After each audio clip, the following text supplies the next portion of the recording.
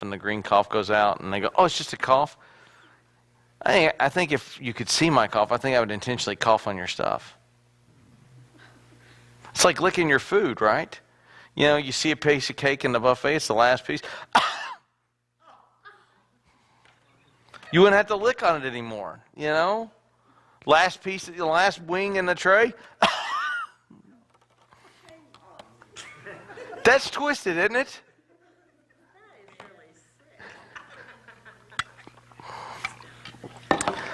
Stephanie needs to be here. So, seriously, Delight, did you just hear what you said? Okay, now that that's over with, pick up in First Samuel 25. Because if you're looking at me to sing, I think we've already settled. Oh, you can lead us. Okay. That's what I thought.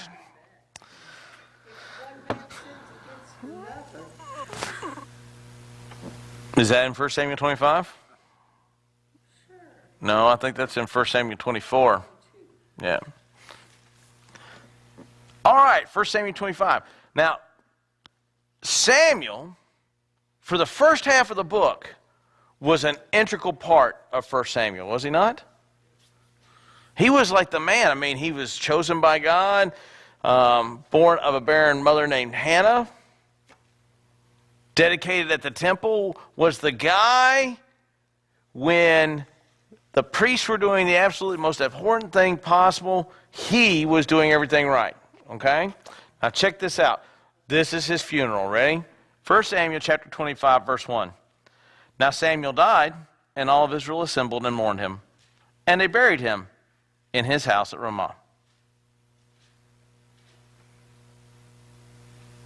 That's it.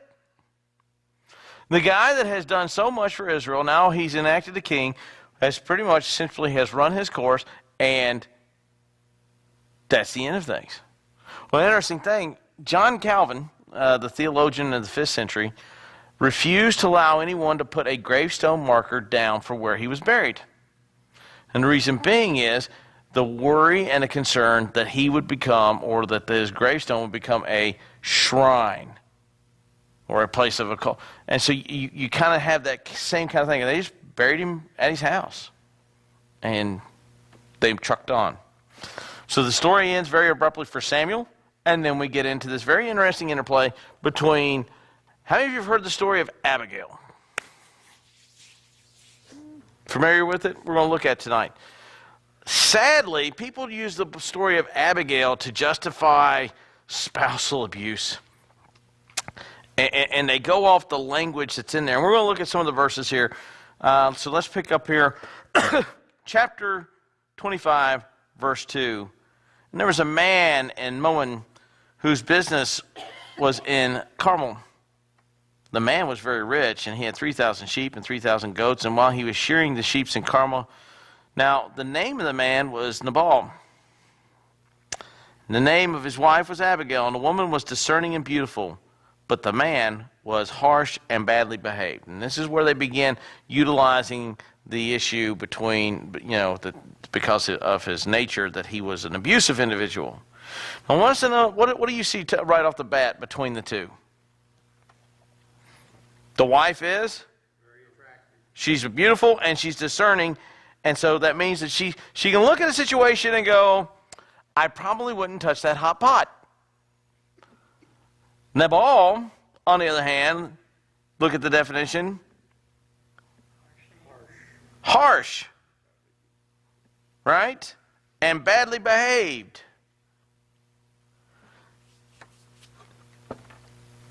Later on, we'll see what his name really means, but he basically is not the sharp. How he got rich. Have you ever looked at people and go, I don't know how you got rich.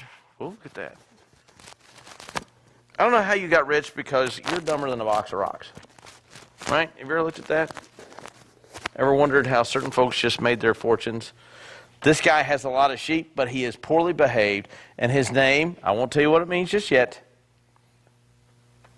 is very unique. Now, is he an Israelite? No, he's a Calebite. And David heard in the wilderness that Nabal was shearing sheep. So David sent 10 young men. And David said to the young men, go to Carmel, go to Nabal, and greet him in my name. And thus you shall greet him, peace be unto you, and peace be to your house, and peace be to all that you have. I hear that you have shearers, and now your shepherds have been with us, and we did not harm them. And they are missing nothing all the time when they were in Carmel. Or Carmel, whichever you want to pronounce it. Ask your young men, and they will tell you. Now, one of the interesting things, while Nabal's herd was near David's flock, David's men protected Nabal's herd to the point that they didn't steal any of the sheep, which would have been easy to do. Think about it. If bandits could have stolen one, they could have stolen two. This thing is really aggravating me today. There we go. If bandits could have stolen one, they could have stolen two, and David's men could have stolen the sheep, because what's Nabal going to do about it? Nothing. We'll see why here in a minute. But on the contrary, David's men protected the sheep of Nabal, even though they had no obligation to do so. Please let him know that we have been protecting his livelihood so that he will be favorable and return to us, because, we're on the run from Saul. We can't exactly have our own herd, and we can't exactly plant our own crops. Have you ever noticed when people are on the run, they don't really have the time to grow a chicken or plant crops? They kind of, you ever see the Magnificent Seven? Dwight, have you ever seen the You have never seen the Magnificent Seven? Yes, we have. Oh, busted! Well, I don't care if it's together or apart. It was in Branson. They had the Magnificent Seven. It is the movie. The Magnificent Seven. Charles Bronson, Yul Brynner, Steve McQueen, Eli Wallace, Jason Coburns. I think we saw it. I think I saw it. But in Branson, they have a Magnificent. Oh my goodness. Dwight, your homework this week is to watch The Magnificent Seven. I've got a copy. I'll loan it to you. It's a fantastic movie. In the movie The Magnificent Seven, one of the men pays $20 for a plate of beans. You know why? He killed the wrong people, and he's on the run. When you're typically on the run, food prices usually cost you more, right? You're shaking your head. You don't know. You didn't even watch The Magnificent Seven. Oh, my goodness. I'm praying for you doubly hard tonight. But instead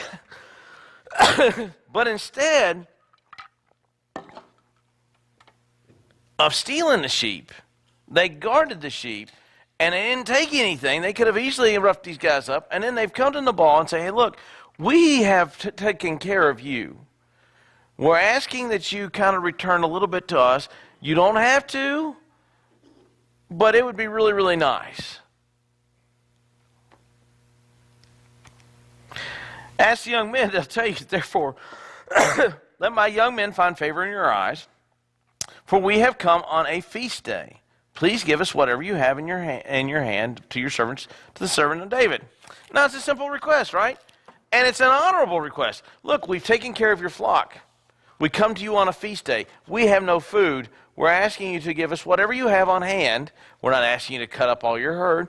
We know you're shearing sheep. We know you're killing sheep and getting ready to take care of that and feed folks. So we're asking for a little bit. Check out Nabal's response. David's men came and said all this to Nabal, and in the name of David, and they waited. And Nabal answered David's servants, who is David? Now, do you think he doesn't know who David is? I mean, it's not like, have you seen The Magnificent Seven? That'd be like asking, who is Barack Obama? Unless you've been under a rock for the last 8 years, you know who he is. Or saying, who is Donald Trump? Unless you had cable last night, he was on one of the 3 networks. You're fired. That's the best I could do for Donald. Work with me, people. Does he not know who David is. I think he really knows who David is. Who? That's exactly it. Who is, and I did it again, darn it. I moved that microphone. Boy, oh boy. Who is the son of Jesse? Well, he has to know who David is because he knows who what is. He knows his daddy. That's like being in this town if you've been here for a long period of time and go, who is David McGinnis? And who is Jim McGinnis? Well, if you know who Jim McGinnis is, you probably know who David McGinnis is. Why do you think he's phrasing it this way? Is David the king? Is David on the run? Is Saul the king? Is Saul chasing David? If you give aid and comfort to the enemy, the priest at Nob, who ended up getting butchered, all 84 of them except minus one, and all their wives and kids. If you're Nabal and like going, it's like the mob showed up. I don't know nothing. You didn't see nothing. You didn't see nothing.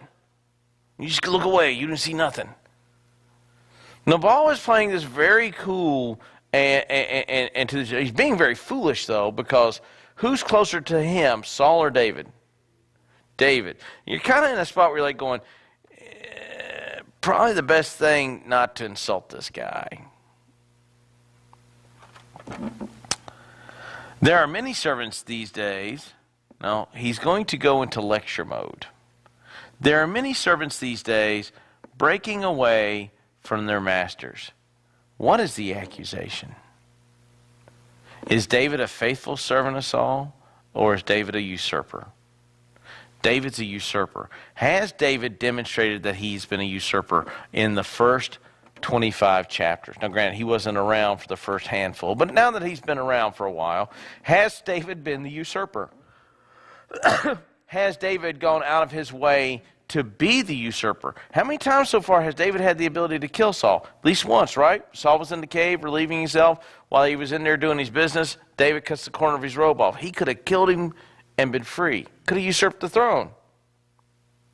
The allegation from Nabal is what's going to set David off. Is it an accurate description of David? There are many servants these days. Have you ever noticed when people are about ready to insult you, they usually don't use your name? Hey, I guess there are some people that are just flat earthers. You ever had people say that to you when they don't agree with you? Well, I guess that's okay, Pollyanna. Why don't you just insult me and call me that by your name? So he's insulting David. He's implying that David is a usurper. He's implying that David is running from Saul. He's implying that David is doing everything that David's integrity has done the exact counter opposite of. Here's a very interesting thing. When you're a person of integrity and doing the right thing, do not expect all the other people that are bystanders to take your side. They're going to take the side of which is the most advantageous for themselves. Nabal is banking on Saul protecting him because Nabal knows what happened to the priest at Nob. Shall I take my bread and my water and my meat that I've killed from my shears and give it to men who come from I don't know where? Not only do I not know who David is, not do I not know who Jesse is, and there are many people breaking away from my Lord these days. Apparently they have no moral integrity, but I don't even know if you're who you claim you are, and why would I give my stuff to you? Does that fit the description of Nabal? He was a harsh man who wasn't very wise. Does this show that Nabal is an abusive man? He's just not smart. He's insulting the wrong group. So let's keep going now. So David's young men turned away and came and back and told him all these things, and David said, okay, we'll go to the next house. Now, apparently David is from the great state of Texas.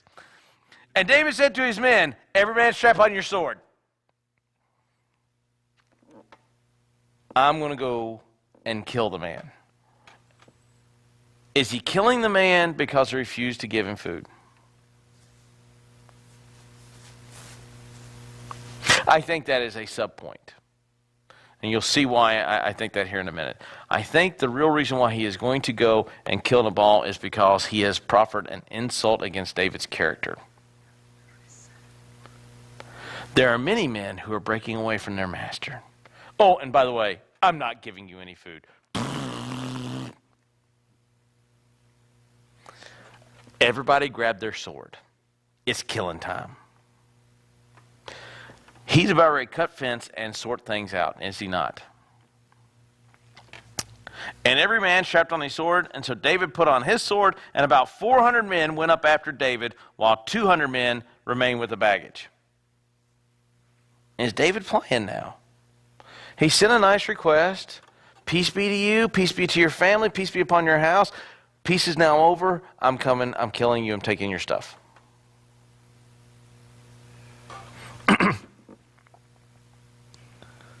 Now, you look at this. This really isn't that much of an insult unless you're a man of great moral character.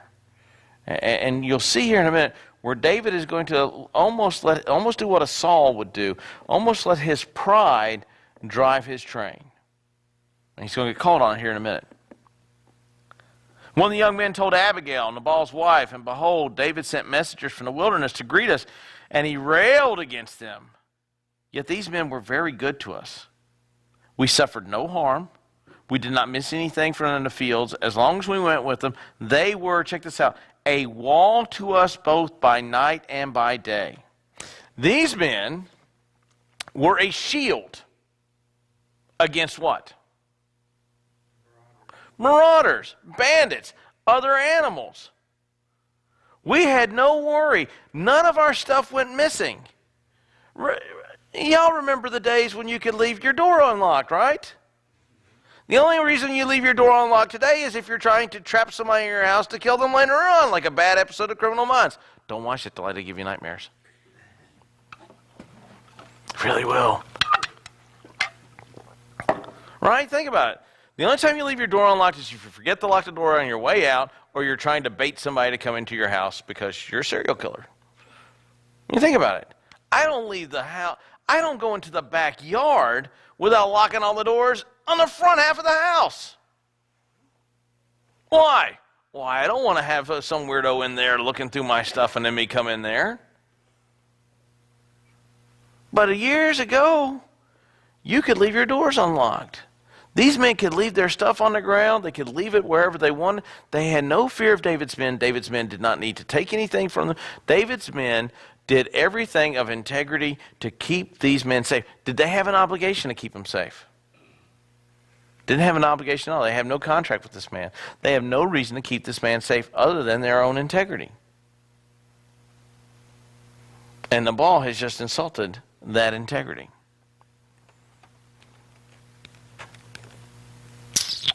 Verse 17.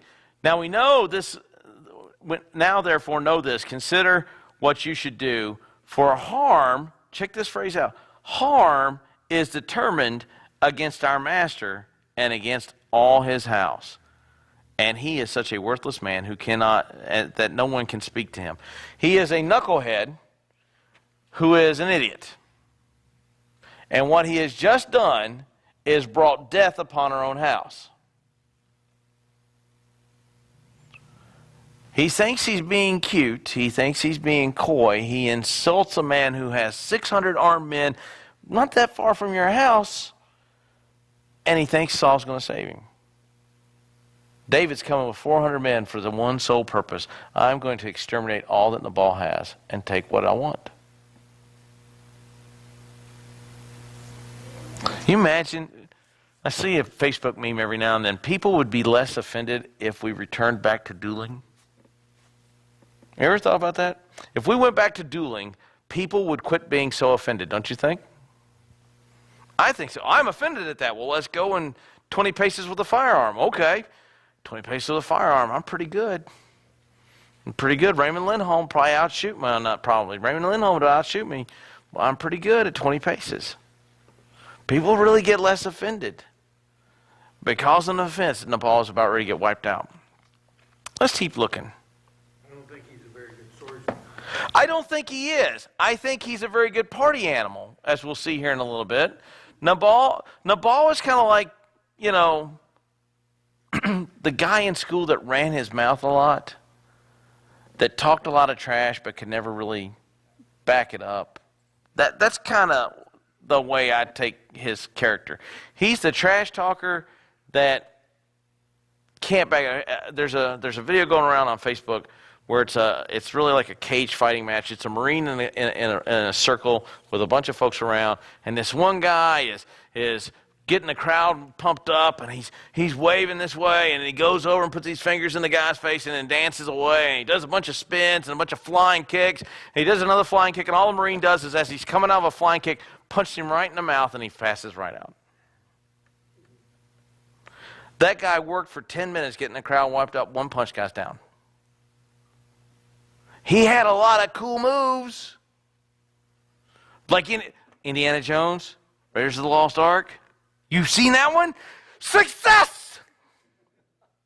Remember the scene? I don't remember it. Wait on a second.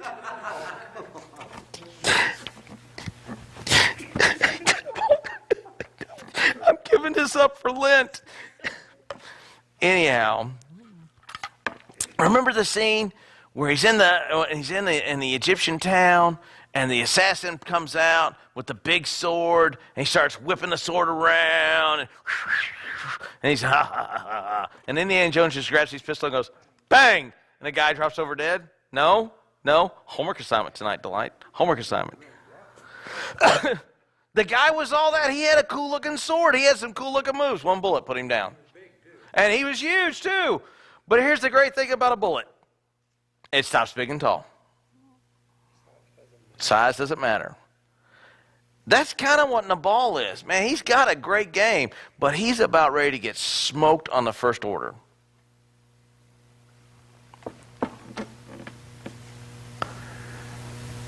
Let's look at verse 19. Go on before me, and behold, I will come after you. But she did not tell her husband Nabal what she is about ready to do.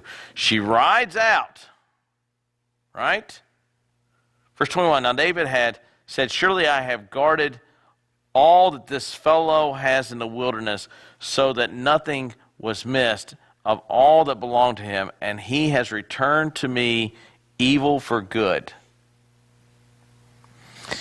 God to do so to the enemies of David, and more, if by morning I leave so much more than one male of all who belong to him. He's not coming to kill Nabal. He's coming to kill everybody in Nabal's house. He's not playing. Check this out. Abigail goes out, verse 23. When she saw David, she hurried down and got down from the donkey and fell on the face before and bowed to the ground. She fell at his feet and said, on me alone, O Lord, be this guilt. Please let your servant speak. In your ears, and hear the words of thy servant. Let not my Lord regard this worthless fellow Nabal, for that is his name. So he is Nabal. The name means fool in Hebrew. Nabal means fool or worthless man. Huh? Yes, that's like naming your kid Pontius Pilate these days, right? You know, what's your name? My name is Erasmus. Or sorry, what was the monk that caused the Russian? You don't see him named Judas. You don't see very many Judas Iscariots anymore, do you? Pontius Pilates, Adolf Hitlers. I don't know of anybody named Adolf. Well, no. A couple of those skinheads named. Yeah, some of their skinheads do that, but they're kind of warped anyway. I mean, think about it. How many was the last time you named somebody, I don't know, Attila? I've heard some weird names at school. Steph has told me some names of kids at school. And I go, wow, really? Huh. But I won't go down that road. But they named their kid Fool. What loving parents. Right? What's your name? My name's Fool. Oh. His name means worthless fellow, and she is saying to David, look, don't kill this guy because he is what he is. That's why his name is what it is. He's a fool. He's clearly seen your hand. He's clearly seen what you've done, and he clearly knows that he has given an insult to you, and he just doesn't care. And we'll see here in a moment. He just doesn't care.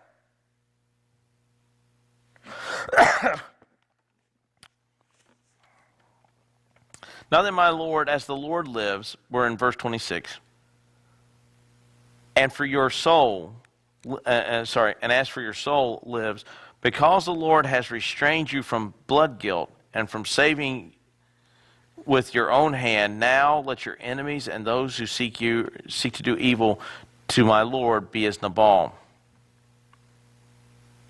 Interesting point. David ceases from killing the man, and notice what she says, that you've restrained from blood guilt. Does this mean that David is justified in the action that he was on the road to do? Is this a justifiable case of homicide? No. What David was about ready to do was commit revenge. How many of you have ever heard the statement, vengeance is the Lord, but getting even is left up to me? I have never found that in the Bible. And I've read this book. I have looked for every escape clause I could find. They're just not in there. I had a guy that said that too, and he claimed to be a minister. Vengeance is the Lord's, but getting even is up to me? Are you reading in hesitations again? David is not about ready to do a campaign of righteousness. He's about ready to kill a man over an insult.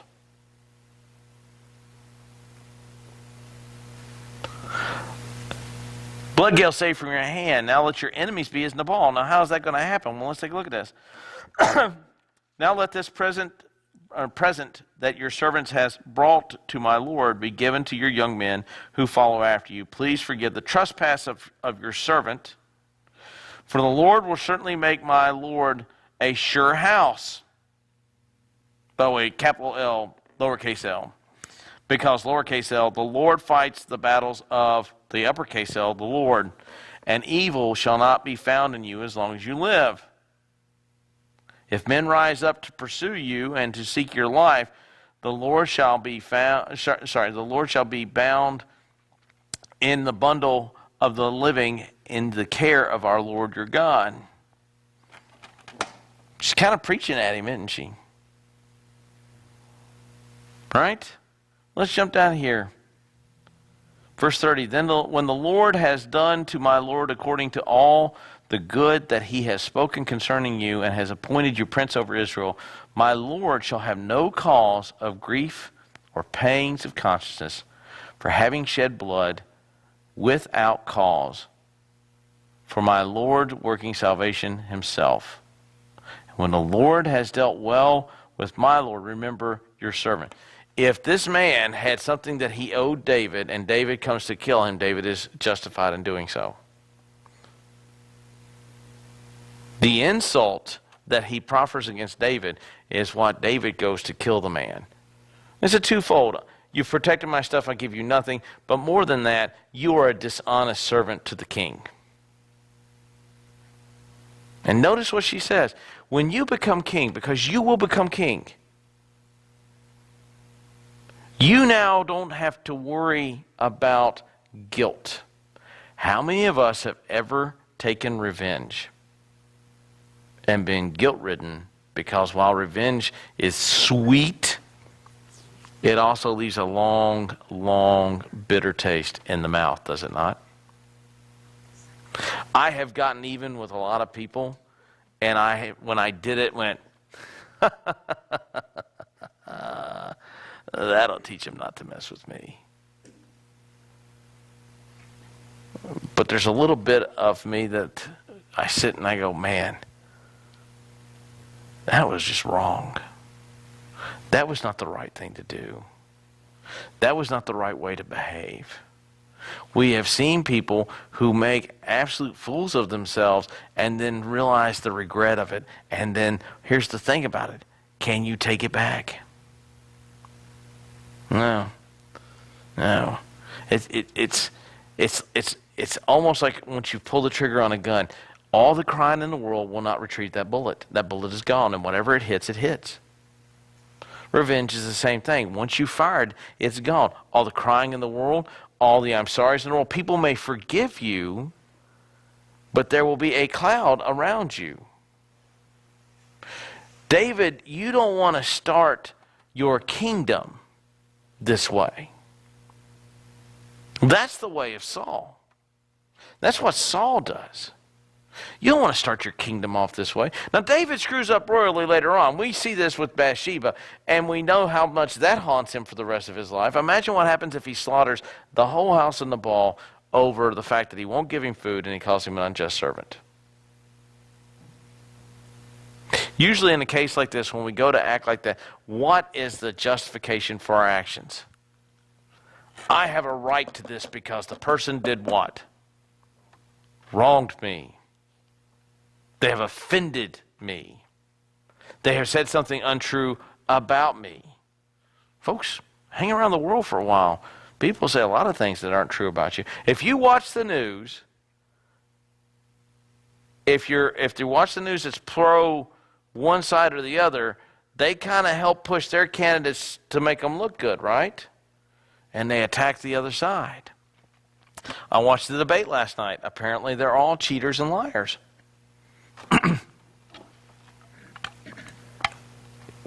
It was a funny joke, Delight. You can laugh.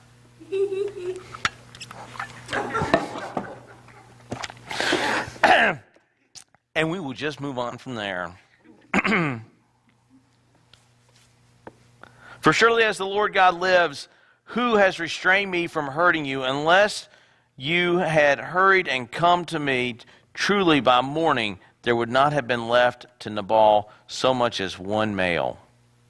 Then David received from her hand what she had brought to him, and he said to her, Go in peace, you and your house. See, I have obeyed your voice and have granted your petition. Verse 30, I don't have a glass, 36. Abigail came to Nabal, and behold, he was holding a great feast, like a what? Like a feast of a king. Does he know how close he's come to dying? Has no idea, but he is partying hardy. Right? He has almost been wiped from the earth, but his concern has been more about what? His own pleasure. This is what got him into trouble.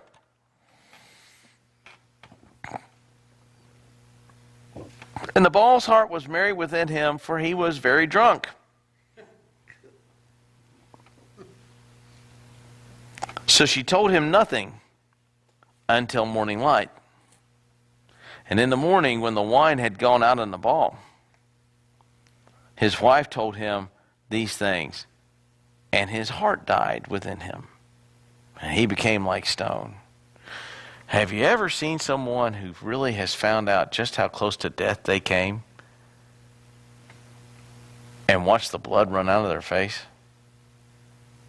Do you almost died last night? And usually if you've hung out with folks that like to drink a lot and they go to a bar and you kind of step in and keep them from getting beat to death by like the entire bar, and you go back and, dude, seriously, you can't drink anymore because last night you almost got shot, beat, and then arrested. And then watch their response. Not that I've ever hung out in bars, but you just see soldiers. If you've been around soldiers. His heart dies. Comes like stone. His heart literally doesn't die, but he doesn't realize how close he came. He now realizes how close he came. He now realizes what Abigail has done for him, and he becomes a stone. But watch what happens. Watch what happens. David doesn't have to kill this guy. Guess who kills him? The Lord does. And 10 days later, the Lord struck Nabal and he died. Who kills Nabal? The Bible says God killed him because he was a foolish man. He insulted the king. He's also, as Abigail has asked, that the Lord do to anyone who acts as Saul does against David. The Lord kills him. Don't try to take this verse and go, this guy insulted me. In 10 days, the Lord will smite you dead. It's not a direct correlation, folks. It really isn't. It's not this equation like, I'm just biding the time. Day number 9. Day number 8, and I can't wait. Day number 7, and you'll be not in heaven. Day number 6, pick up stick. No, it's not how it works. It's not how it works. But have you ever watched as folks have done things against godly people, and then all of a sudden, they just go away? History is full of stories like this. History is also full of stories of guys like this that then end up killing all the Christians, and nothing seemed to happen to them. But so you can't really go, yeah, in 10 days, I'm going to pray that God kills this guy, and in 10 days, they are dead. God's not a mafioso. But in this case, that's exactly what happened. And when David heard that he was dead, he said, "Blessed be the Lord who avenged the insult." And you see how it works all back around? The insult I received at the hand of Nabal, and has kept back his servant from wrongdoing. The Lord returned evil of Nabal to his own head. And we'd learn a lot of lessons if we would let the Lord exact the judgment instead of us assigning the penalty and then exacting the judgment, right? David had assigned a penalty, and it was death. He took 400 men with him to ensure that death would come. He was going to do that until someone interceded and said, hey, what you're about ready to do is not called justifiable homicide. It's actually called premeditated murder because you brought 400 guys with you. Right? There's a little bit of premeditation. I'm sure there was a battle plan. Okay, 100 of us are going this way, 100 of you going that way, and anything that gets in your way gets killed. Okay? Okay, sounds like a plan. Great. Break.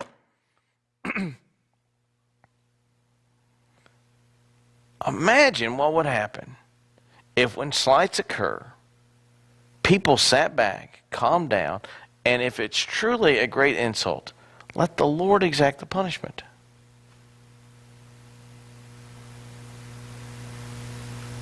Imagine what would happen. Imagine what would happen within the body of Christ. I mean, there are people that don't come to churches anymore because, well, I got in a fight with somebody there and they just offended me. So you decided to separate yourself from the body of Christ because you're 6. My kids do that. I was in there, I was working on my computer, and I heard, "You're mean! Y'all come here. Sit down on the floor. Tell me what happened." I expect that from that age group. It doesn't make me happy, but I expect that from that age group. Yesterday at Upwards, we had a bunch of grown adults behaving like my kids. Why? Well, they felt insulted, so they felt slighted, so they took or tried to take matters into their own hand. Why? Because, well, I've got to do that. Look at what happens here. David goes to do it. David is stopped from doing it, and notice what David recognizes about allowing God to fight his battle for him. He can take the throne and not have to worry about having blood on his hands right away. Innocent blood upon his hands. Then David sent and spoke to Abigail to take her as his wife. And then his servants of David came to Abigail at Carmel. And they said to her, "David has sent us to take you to him to be his wife." She arose and bowed with her face to the ground and said, "Behold, your maidservant is a servant to Behold, your maidservant is a servant to wash the feet of the servant of my Lord. And Abigail hurried and rose and mounted a donkey, and her 5 young women attended her, and she followed the messenger of David and became his wife. And so David took Enema of Jezreel, and both of them became his wives. And Saul had given him Micah, his daughter, David's wife, to, was it Pelita? And the son of Lesh, who is known as Gallim. So David has how many wives? He has way too many. He has 2 right now. He had 3. Saul took the first one he gave and gave it to another guy. Kind of has that weird opening. Kind of Samuel dies, and then we go and kill people. David gets married, and then we take one of his wives and give it to somebody else. The writer of this book really doesn't have a good transitioning thing, but hey, he's the writer of the book and not me. Questions?